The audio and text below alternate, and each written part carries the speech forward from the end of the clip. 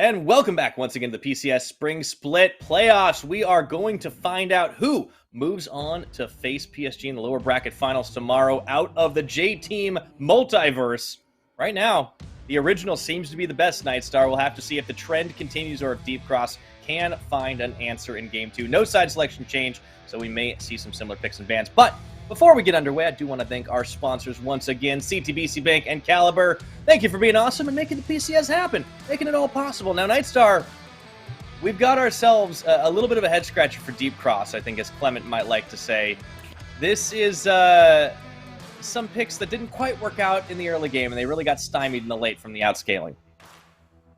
Yeah, I think for the side of Deep Cross Gaming, when your win condition when it comes to late game is just somehow we need this Hecarim to be ginormous and outscale the Lee Sin. I don't think that works out more often than not because A, you're going phase rush Hecarim, and B, Hana is again one of those players that isn't really playing to scale and be a late game hyper carry. He's a lot more of the utility focus, utility driven. So going into this next game, maybe we get him, maybe we early priority the Volibear, right? Because that was banned away in the second phase. Get him on something that can be more active in the early game. Maybe the Trundle, if we leave it to the second phase, because that's still a champion that can be aggressive and get access to early tempo because you just kind of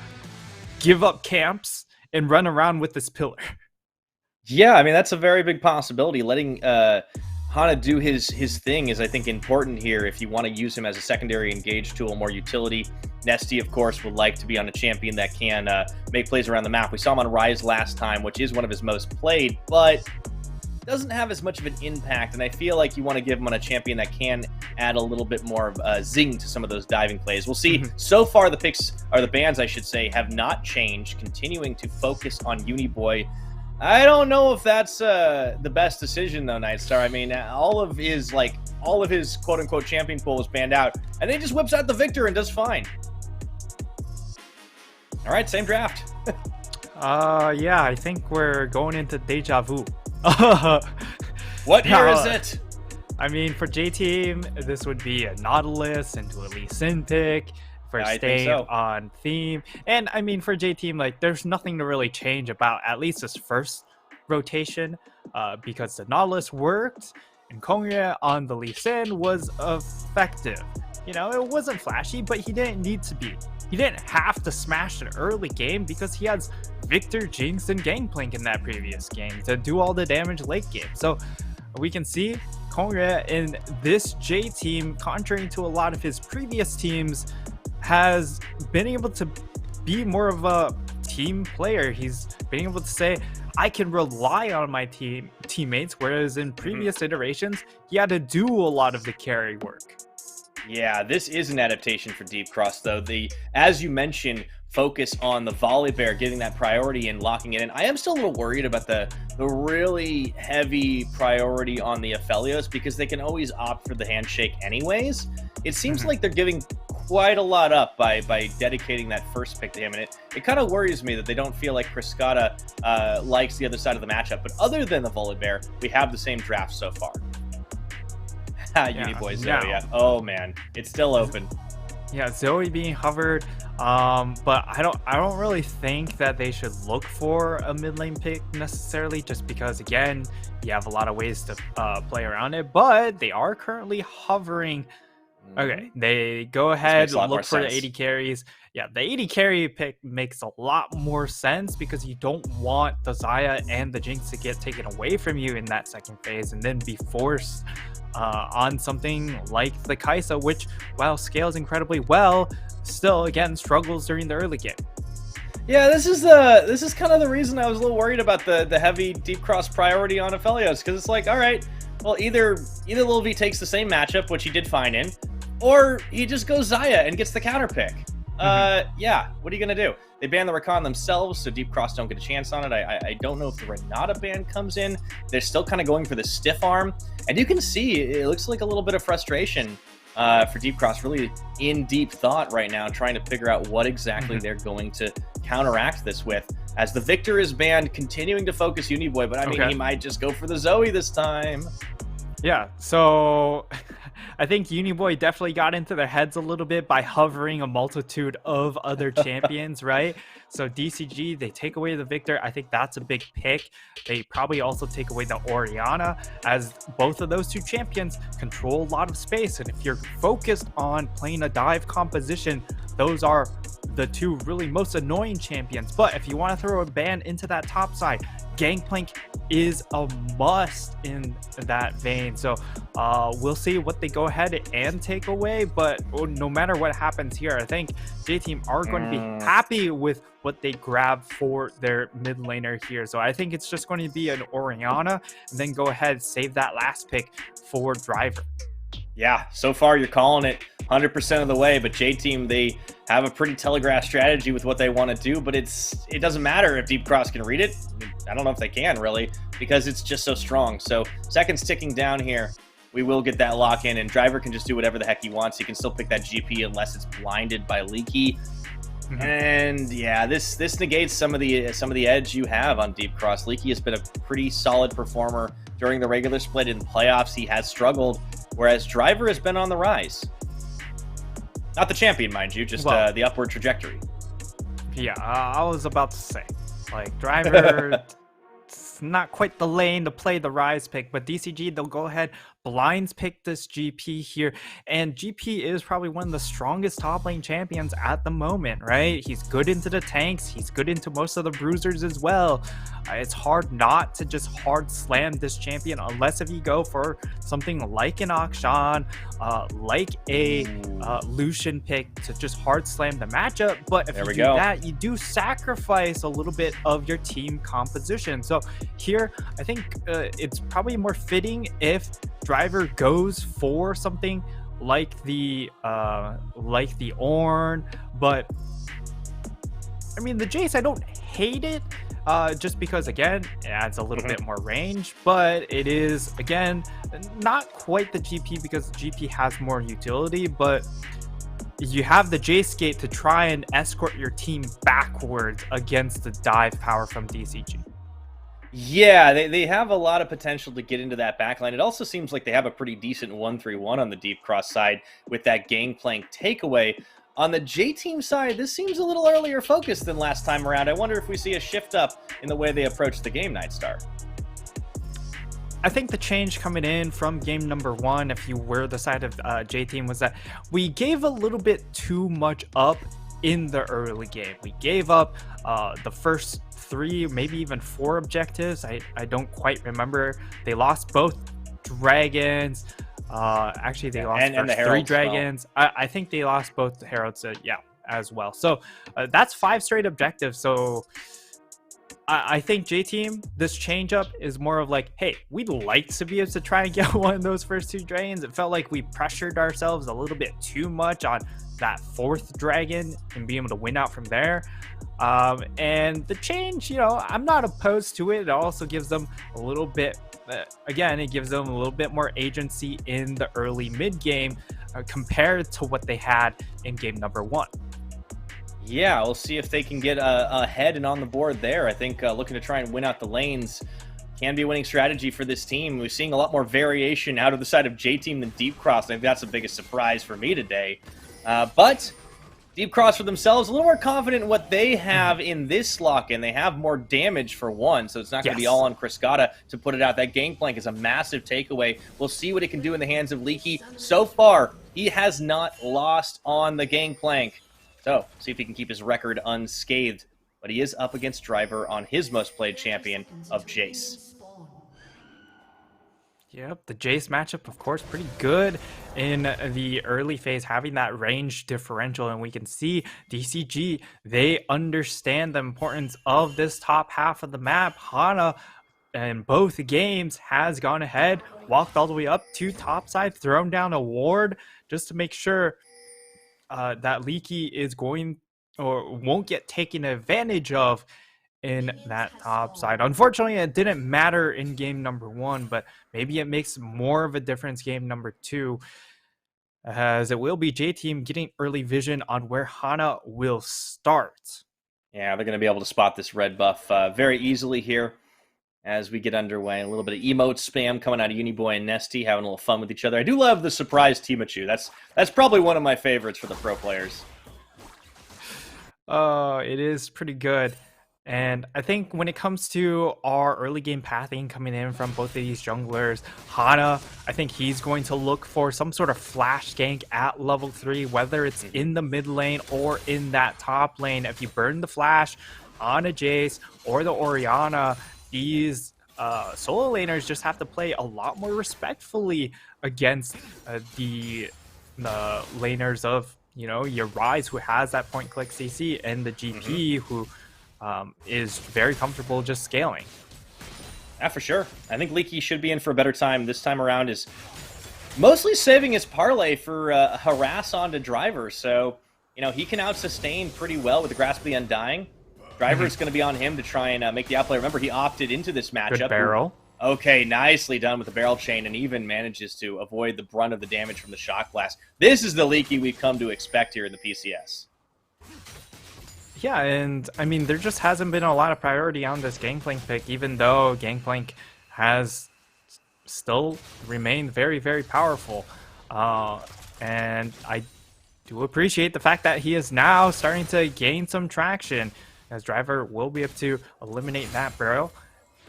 So now for the side of J team, if you're looking to be aggressive with this Lee Sin, I think it's still going to be towards this bottom side. We talked about, hey, for the side of J team, they played through their mid jungle and then transitioned a lot of that pressure into trying to hammer bot side. I think that will remain true because of how much CC chaining that they can have with this Xayah Nautilus combination. We will want to keep our eyes on if Hana can actually match that pressure on the Volibear. You talked about how you can not uncommonly see this champion go for the level 3 flash gank, and it's not so much of a Hana special. You know, as we've kind of hounded on a little bit, he's much more of a utility player. He likes to set his team up for success, but he's a little slower on the draw. So far, keeping pretty well paced with the jungle farm, but he's sitting on his own side of the map, whereas Konge is pushing forward. Under vision, though, however, so Leaky can be pretty safe here, especially as the wave comes crashing into him. Wouldn't really expect the dive to be happening right about now anyhow. Yeah, so far it's, you know, pretty slow and steady for minutes. Nothing too flashy coming out where we don't see Hana go for a flash play. I mean, even though a level 3 flash play is something you would want to see coming out from a Volibear, we know Hana, he likes to keep things a little bit slow here. So, am I surprised that nothing happened? No, but did I really want to see something happen? Absolutely. Whoa. But we could see something happen now. Level 4, it could be everything for Gromp. Ask and you shall receive. Will it be the great Gromp fight of 2022? Oh, Konge wins it. Oh man, and he's got some fast fingers. Yeah, he does. You know, I love this matchup in the jungle. Even though it's a quiet early game, I love this because it's the chillest jungle we have in the league versus the jungle with absolutely no chill. Yeah, Konge is very aggro. Yeah, and he likes to carry as well. We've seen sometimes he'll just grab that Gwen and be able to hard carry a game. Or the Viego. Yeah, and the Viego, of course, as well. Both of these teams also have put a decent amount of priority in getting the Viego pick, and surprisingly, so far, because of the lack of jungle bans, we haven't actually seen the Viego pop up. I think it's probably going to happen in the series at some point, but for J-Team, you know, as long as they can get their hands on Konge's Lee Sin, it's a signature champion. I think we'll probably continue to see that top lane. You'll see Driver taking a little bit more damage than he was able to return fire, but no ultimates just yet. We're starting to see them come online in the mid lane, and I would like to see Nesty going a little earlier around the map. Last time, he kind of was locked in lane on this Rise for longer than I think we expected. Here comes Hana on the roam. Driver's on 6. Doesn't really matter as much for the Jace. And we're going to get it here. Little slow, but Konge is coming. Oh no, this was a bit of an oopsie as Nesty is forced to flash away here. Q's going to land. Sky Splitter, they do deny it for a second. Actually takes it. Konge, oh no, the Lee Syndrome. But he's going to get out scot-free. All right. Okay. A trade of quite a bit of HP going back and forth. If Uniboy gets left here, he could be put in trouble. But we'll be able to get that wave shoved out. And the side of DCG, they don't stick around to try and reinforce that dive play. So all in all, nice little shutdown coming in from J Team and being able to put out that fire that could have possibly broken out up in that top side. Yeah, the trend of late first blood seems to be destined to continue here, Nightstar. We're approaching the 7-minute mark, and not for lack of trying this time around. Nobody dies, and we'll see who is going to end up getting that edge. Dead even on the gold game, as we have had pretty even farm. Maybe a slight edge in the mid and bot for J-Team, but that's compensated by Leaky in the top off the back of that dive play. Driver does come back into lane, has himself the serrated Dirk up against the sheen of Leaky. So there's a little bit of pressure that Gangplank can put out. He's going for the bunny build as well with the Cole early on. Makes a lot of sense. He's going to want to play for scaling. A different composition for J-Team and for Deep Cross, and flipping and inverting the scaling factor this time around.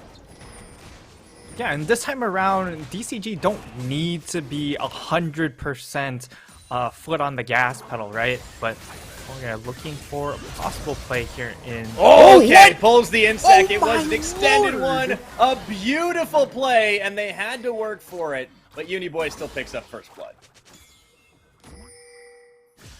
Man, Konya and Enzo are like basketball players that have played with each other forever, because it's... We saw the first time it happened, it wasn't... That was an alley-oop. It wasn't great, but...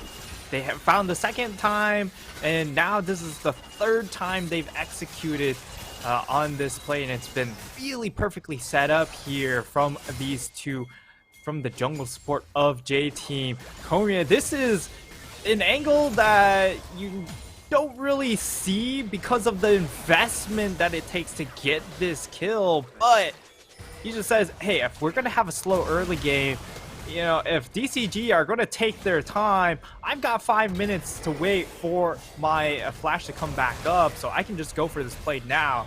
And DCG, they turn their attention on the Rift Herald, but the clap is coming. Yeah, they're going to actually turn their attention on to Kongye. That's a very low Herald. He is going to pay with his life for attempting to take it.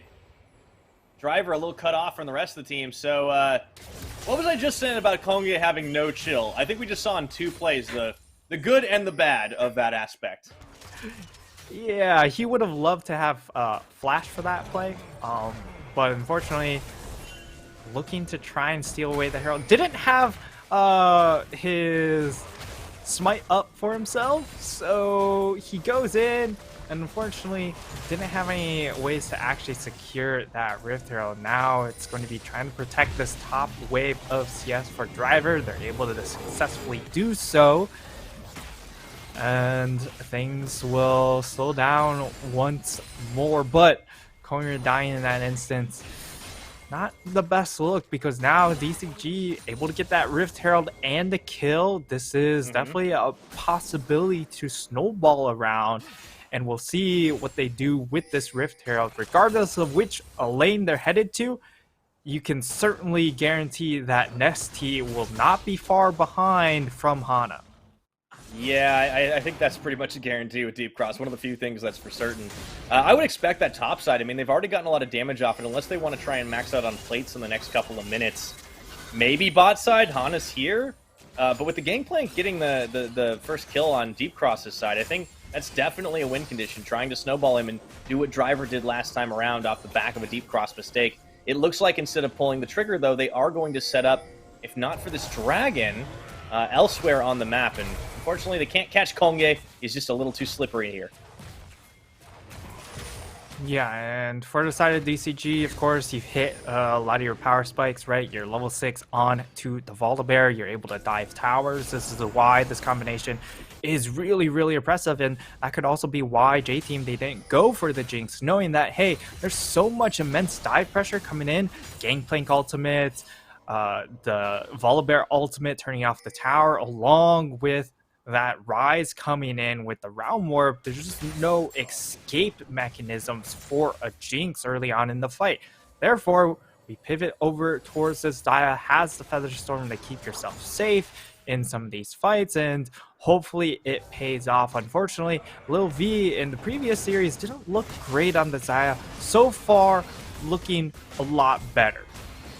He is, but he's going to have a timing window versus Criscata, right? I mean, that 2v2 hasn't exactly gone massively in favor of the Xayah. A lot of the game has happened elsewhere, but Deep Cross, you know, once again, second game in a row that they're taking objectives on the map that haven't been answered. Herald is going to get popped. Hana does this in full vision, but here comes the push. As I said, they're going to try to max out on some plates here. Let's see if they can get it done. Criscata and Woody shepherding the minions through, but that is going to be the Feather and the Blade Caller. Here's Kongye. They just get the one proc, and there is Enzo with the hook onto Woody. Here's Kongye around the side. And they wait for the moment. They wait for the opening. But the Q goes wide. Yeah, and ST doesn't have the teleport, so that's why they're still trying to be a little bit more aggressive. But now we're seeing the round work headed towards that top lane. Driver, he needs to get out, and you can see he understands what is about to happen. So he goes in for a quick trade and says, oh, all right, Rice just left that mid lane. I just have to book it out of here. And so really well played coming in from J-Team all across the board. We even saw for that bot lane dive set up, a Unity Boy immediately goes for the recall and immediately teleports to that bot tower. J-Team now still fishing for an opportunity to get a Their skirmish. pincer. They don't really want this one. That's going to be the big pop-up in the blast cone, sends Woody flying into the pit. But it's going to be Nesty and the rest of Deep Cross that have the opportunity and have the opening. Realmore brings Nesty out to the back and side, and Kongye forced to flash away. So Uniboy is the only one who dies in that situation, but Deep Cross definitely found the pincer maneuver in the jungle. Finally found the pincer, and what a great play coming in from Woody to interrupt the blast cone. Yes, he gets sent over the wall himself, but at the same time, J-Team now under a bit of pressure. Kongye's still around though. Yeah, he is. This would be a 3v3, but look at how low Enzo is. Criscata goes forward. Kongye kick back, and oh, what a brilliant play, Kongye! This man is absolutely on point as he chases Woody and Hana away. Oh boy, this is why you don't give him Lee Sin. Oh my god, he just keeps finding these angles. It was that first kick onto the mid lane against Nesty that secured a kill. Now it's in this bottom lane, and now DCG, they just overforce things into this bottom lane 2 games in a row. They're trying to get resources onto this Aphelios, but it just hasn't paid off. J-Team read them like a book. As we get to see the replay, it feels like J-Team, they find a great play, and then they immediately give it back. This red buff was just really overforced there, and because Uniboy gets caught out, that is incredibly punishing for him. I mean, thankfully, he is still going to scale, but it is just a little bit too much in that instance. But they're able to, again, like, look at this. Watch they go, this is good play, bad play, and now fantastic play. Yeah, Criscata even flashed to try and get that one. But yeah, he dies at the end of the day. The blast cone pop by Lil V. A little funky. We actually had panned away from that earlier on, but a little bit of chaos down there for sure. We're about 15 minutes on the clock right now. Deep Cross still have the gold advantage, but let that be a lesson. You can't push too deep when Kongye is about. Will still be first brick secured by Deep Cross, though, in bot. Yeah, but at the very least, J-Team, you can see the adaptations in draft are to give them a little bit more fighting potential in the early game and also the mid game. And this time around, they're able to at least secure the second Rift Herald. So look at bot lane. Yeah. Even though they're able to get the second Herald, what is the cost? Remember, second Herald doesn't get you any plates because the plates are all gone. But on the flip side, Criscata gets 2 solo turret gold to himself. Oh dear. So that's I believe that is going to be a 1,050 gold injection straight into himself. So all of a sudden, he's got a third of an item now extra completed. So that's a full BF sword. Yeah, that's something has gone wrong with your bat movements, I feel, if an Aphelios is free hitting your inner tower at 16 minutes. All right, So Deep Cross just understanding a little bit more on the map right now, and they do extend that gold lead to about 3,000 ahead of J-Team. They have a bit more on the late game side. You're starting to see, or you saw these mythics come in, of course, and they're pretty impactful for themselves if they want to try and go for the big plays, go for the big dives. We do have Hana being the big tanky bear. He can set this up. Rift Herald in the mid has to be a big one if they want to try and turn it into something. All 5 members of J-Team are here, and you can see it's about to be the same for Deep Cross. X-Flash Woody doesn't really go where he wanted to, and that play fizzles out. Yeah, but now we have a 5v5 for this next dragon. Remember, before J-Team, they just couldn't walk into these early dragon fights, but now, 17 minutes into the game, only 1 dragon into the hands of DCG. J-Team, they're going to try and fight it out for the second Drake. All right, we've had some spicy dragon fights already this series. We'll Realm see how Warp it goes. into the back line. Coming in, and they pull away from Lil V as Woody just can't quite get enough, but it doesn't matter. The front line is going to drop as they look to try and take that dragon away. They do. And J-Team running for the hills right now after they lost Driver and Enzo off the back of a Deep Cross. Oh, this could too be big. This could be poor pathing here. They could get caught out very easily. Featherstorm Nesty, though, dodges most of the damage on it. And now Kongye, he greeds, and he will feed as he follows through. Doesn't matter the parlay, and Nesty is able to do even more to him off that overload. So Deep Cross is getting every advantage here, Nightstar.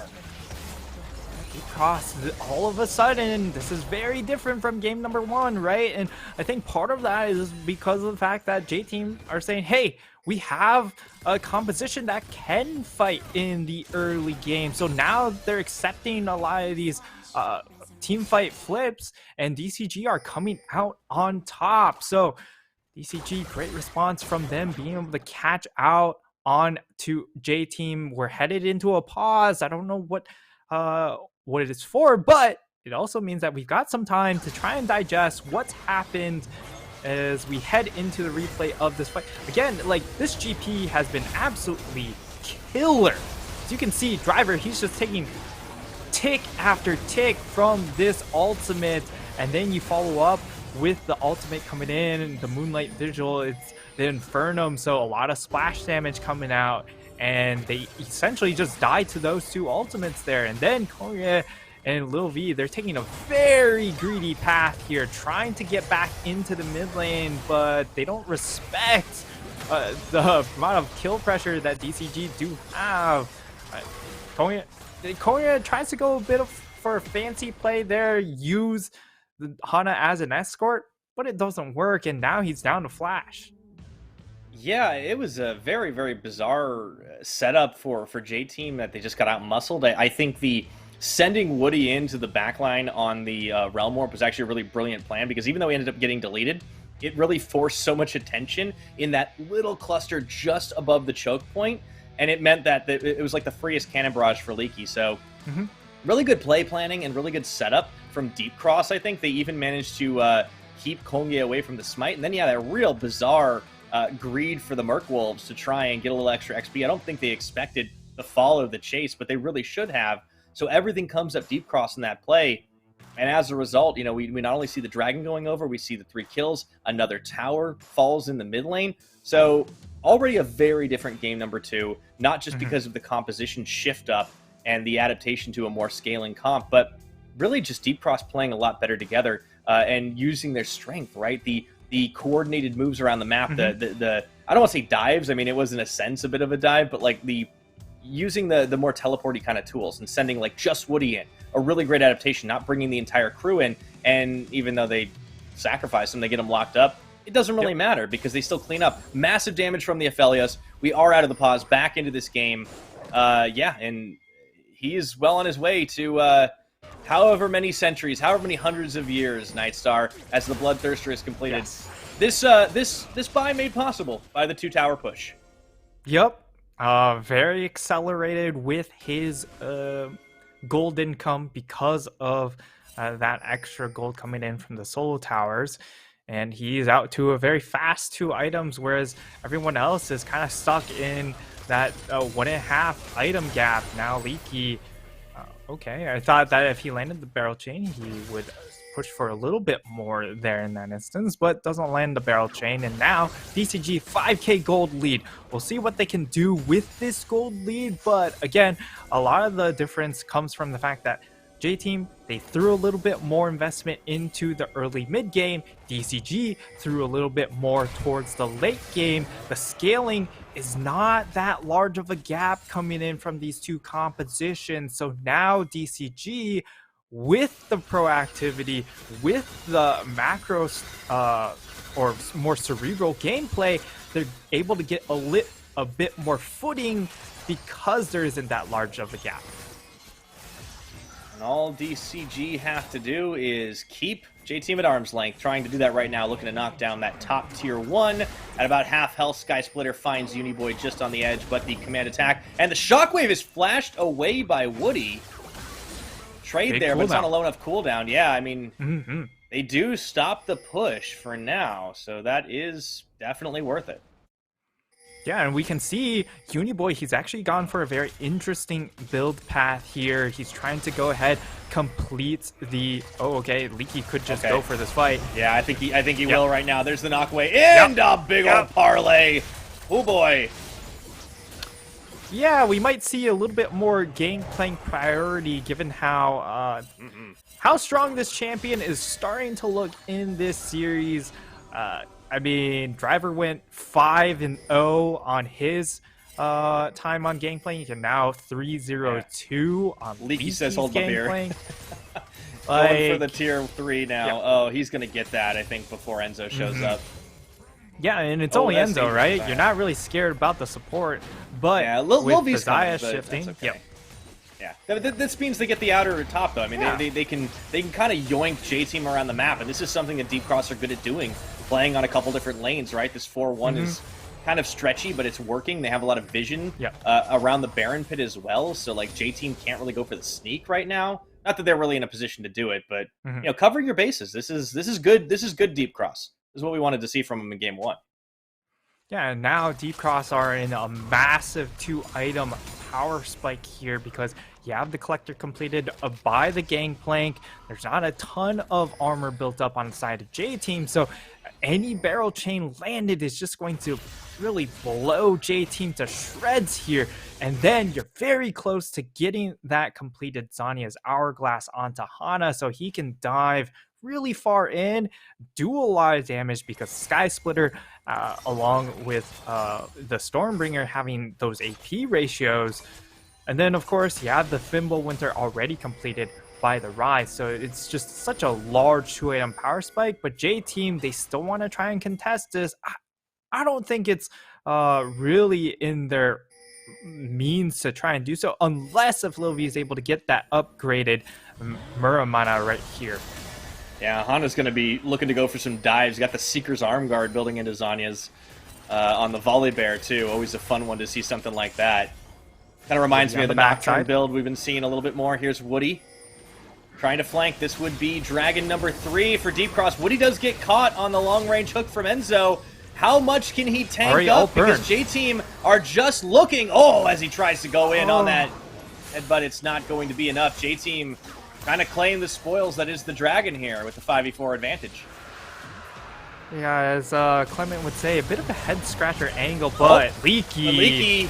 One barrel chain is all he needed. The flash forward, the follow through, and a big old Moonlight Vigil into the bear drop, and it was all hashtag calculated, it seems. Enzo running for the hills, and Hana does not care about your tower. A triple kill for Kriskata, and we are on to the Baron.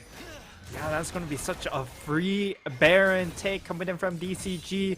And once again, it's really tit for tat coming in.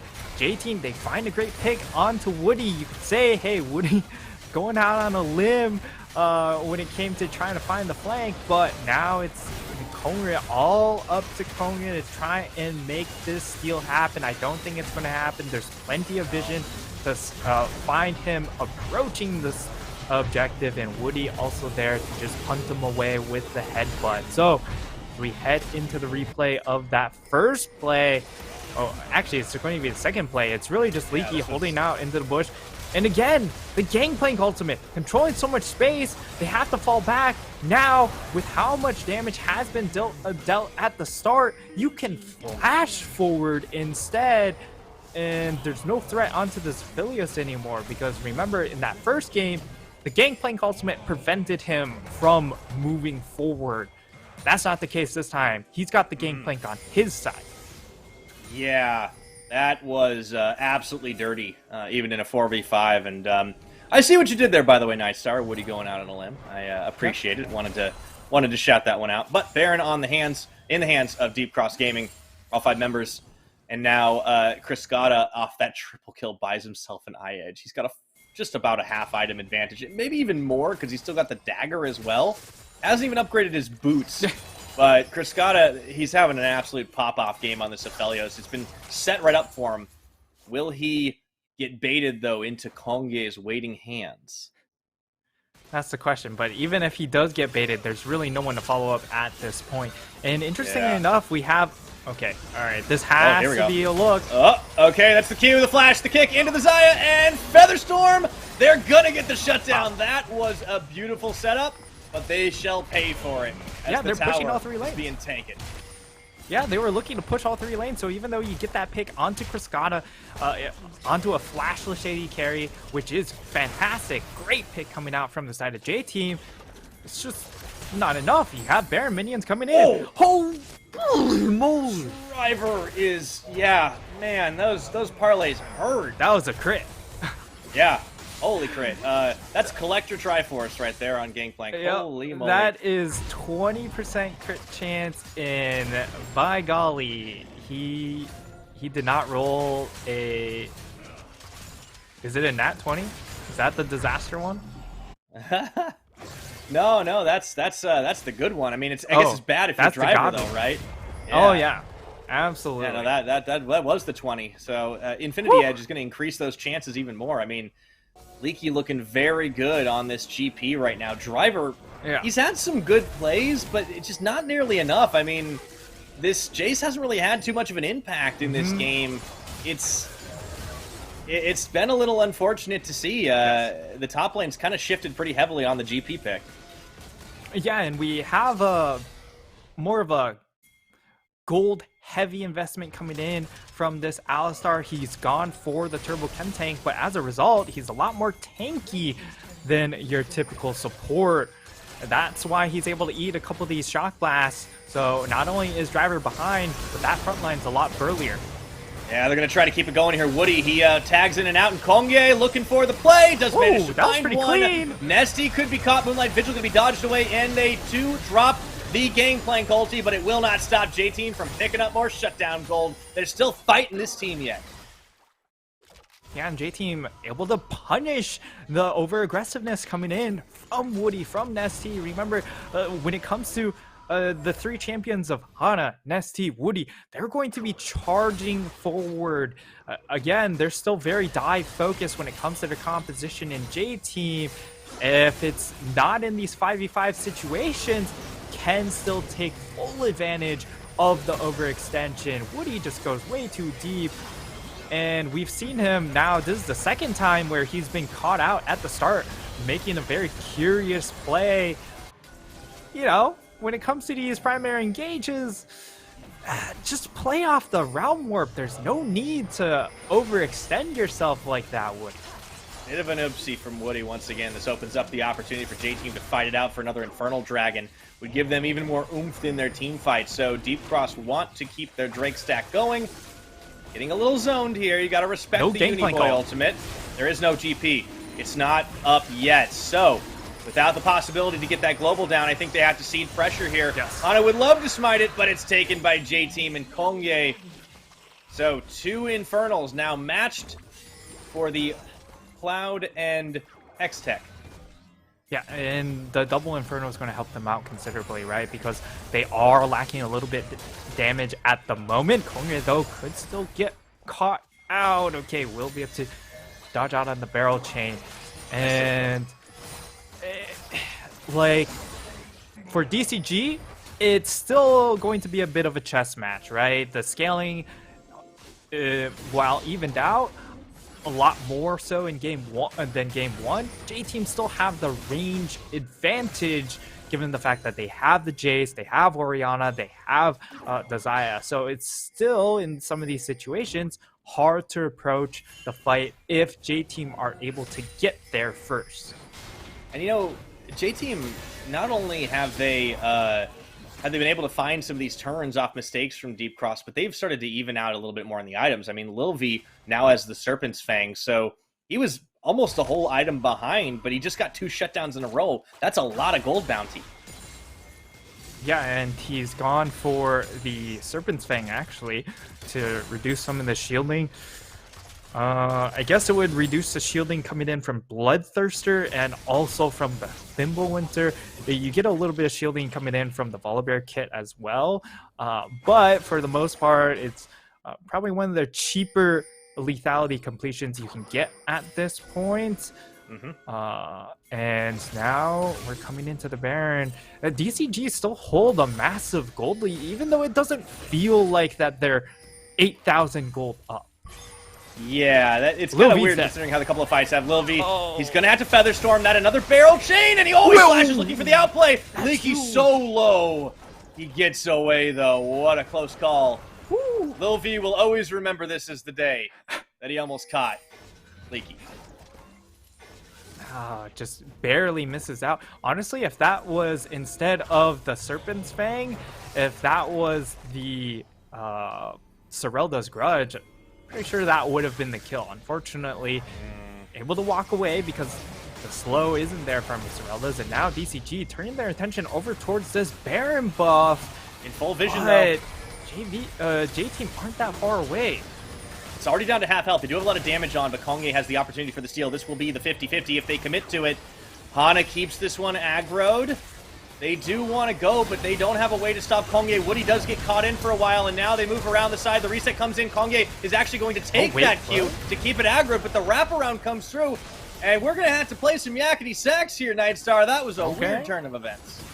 Yeah, but still full HP onto Enzo, so they can look to start making their way back towards the Baron pit, and it will be DCG to call off the play because J-Team, the one person that did take a lot of damage was Driver, who still has the teleport available to him, so he can go ahead, recall, and if DCG went back towards the Baron, he'd be able to get back to the play. So it will be DCG falling off of it, and now, Leaky, while he is very strong, because he's gone for the stopwatch for that one fight potential, he doesn't have 60% crit to actually proc the IE passive. So while this is still a great spike because you get crit, you get a lot of AD, he isn't able to get that extra oomph from the Infinity Edge because he's still sat on his Corrupting Potion and the stopwatch. Yeah, it's going to be a little tough right now if they want to try and take this fight again. J-Team, you know, they have the tools to work with, right? And with Leaky's teleport expended on that play, as you were saying, he had it before, but he's kind of pulled that trigger now. And it does buy J-Team a bit of time. You talked about how this didn't feel like a 7,000 gold lead. And it still doesn't, because it kind of comes down to these coin flips. Deep Cross, they seem to be kind of, I don't want to say panicking, but making a few questionable decisions. They're not covering the back of this pit once again. There's not a lot of damage here, so even though they don't take a lot of damage coming in from the two tank members on DCG, they aren't able to really burst it down because Cascada isn't there. But now they really just pull J-Team away from the dragon. Really, that's what that play is going to do, and that's allowed them to actually get first access to this bottom half of the map. But remember, it's not Soul, so J-Team, they could try and force just an objective trade here. And that would be huge for J-Team. They actually clear away the vision. This is going to force Deep Cross. Oh, they are going to, but they're going to leave Leaky on the dragon. They're going to try to have their cake and eat it too. This isn't gone just yet. J-Team, I think their bluff got called as the dragon gets secured. That is going to be soul point now for Deep Cross. 9,000, 8.5. Still has it leashed. All right. Not the safest in, but they do have a chance to take the play. Cascada moving around the back of the pit. Woody's coming in a long con. Oh boy, who's going to get this one? As they look to try and set the play up, Woody with the long wrap around on the cow. They see almost everybody. Oh, but now their they're eyes are investing. blind to the cow right now as here the we go. big Gangplank Ultimate comes in. Headbutt Pulve, and do they have the damage to get the kills? Ponye zoned away as the rest of the team opposite side of the map. onto Enzo. That's going to can't be get the out. follow through. Friscata, he is just staying alive as the team tags their way in. Uniboy nowhere to go, and Lil V, it doesn't matter. Oh wait, it almost did as he tried to get the big Featherstorm on, gets a few kills for his team. That's just game. A deep cross with the ace. They're gonna end That's this it? one night star. Oh my god, Lil V manages to forget to press his R key, doesn't get the Featherstorm off, and as a result, just gets pummeled, doesn't do a lot of damage, forced to flash away from the situation, and DCG close out game number 2 after, I don't know, this is probably the longest game it's taken to close out with a 10k gold lead. Yeah, that game had no right being as close as it was, but man, Deep Cross, they called the bluff on the Dragon and the Baron bait. They take the fight. That Gangplank Ultimate proves to be so pivotal again, and you're right, without the Xayah getting into the Featherstorm early enough, it just meant that J-Team couldn't fight it out. So the series evens up at 1-1 in a very bizarre manner. What a wild game. Still, J-Team look a lot better than what they showcased in that Beyond Gaming series. So I have a lot more hopes for them, but I feel like the draft adaptations that they made in game number 2 really fell short.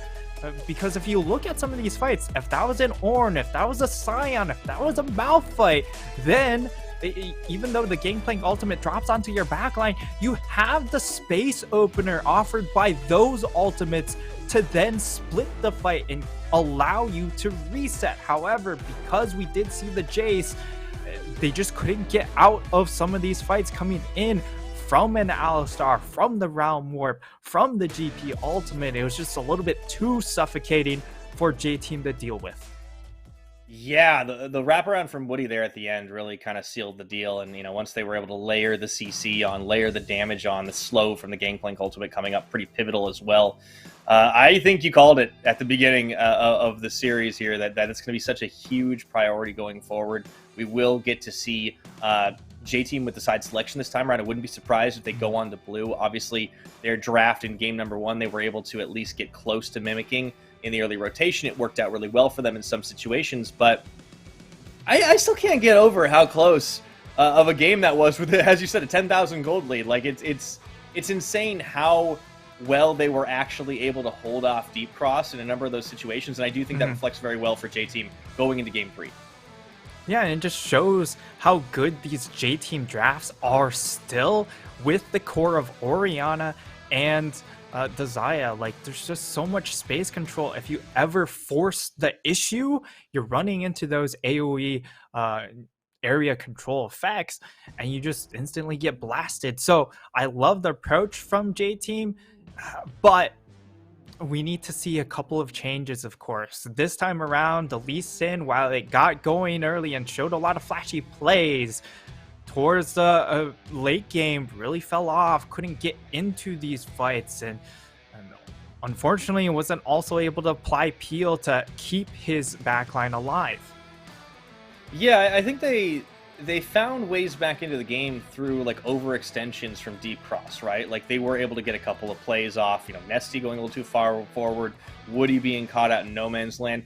Those seem to be the moments that J-Team knew how to capitalize on, but in a straight up 5v5, they didn't quite have the same level of oomph. And I wonder if they don't retool things a little bit here. I don't think the Xayah was as much of an issue. Obviously doesn't scale as well. It didn't really dominate the lane, and it was safer, to be fair, and Lil V definitely wanted a little more safety, but I think they needed to have more damage because the Jace wasn't really putting out enough, and the Orianna, I think we kind of finally got our answer as to why they focus so heavily on Uniboy bans, because he's still great on Orianna. He's not going to like play like horribly or anything, but he's not as big of a threat, right? Like everybody knows how to play around Orianna, generally speaking, and even though Uniboy is incredible on that champion, it's not quite like a mission level Orianna, I want to say. I think you don't have to respect it in the same way.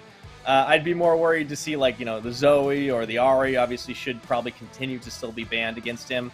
So Deep Cross have found some pick ban strats. I don't know how it's going to adapt if they end up switching sides, but for J-Team, even with the loss, I think they can still be proud. They managed to keep it close with that kind of gold graph.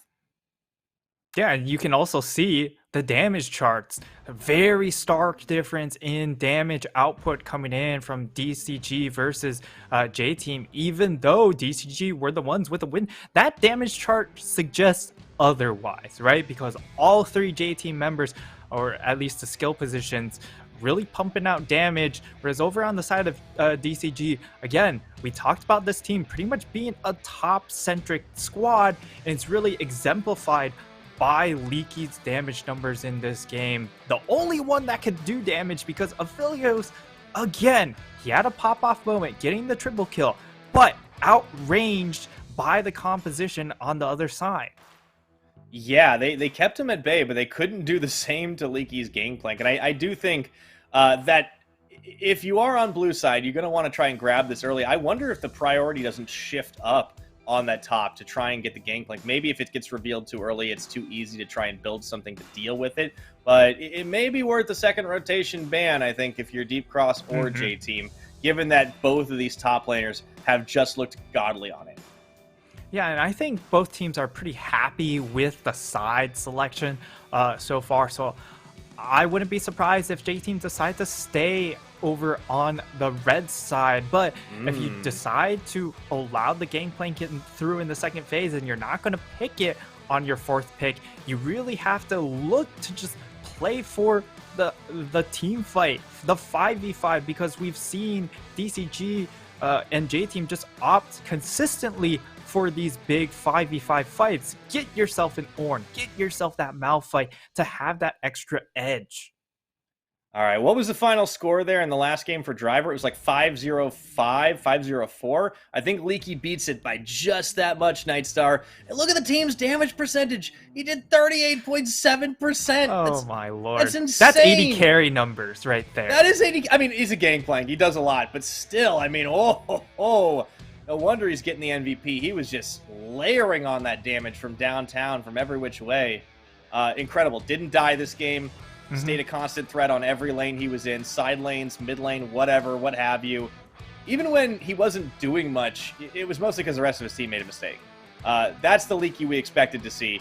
I think this Gangplank will be very hotly contested in the games to come. Yeah, and we were talking about, hey, if you're running a tank mid laner with either the Galio or in the first two games this Rise pick, you need either a source of magic damage, otherwise the rest of the team's just going to hard stack armor. But we can see here, Gangplank, because he has built-in armor shred with his barrel chain, doesn't matter if you're stacking armor, you can just punch through most of it anyways. Yeah, it was pretty disgusting. So Leaky comes back into that one. We'll see what happens in our next game on the other side of this quick break.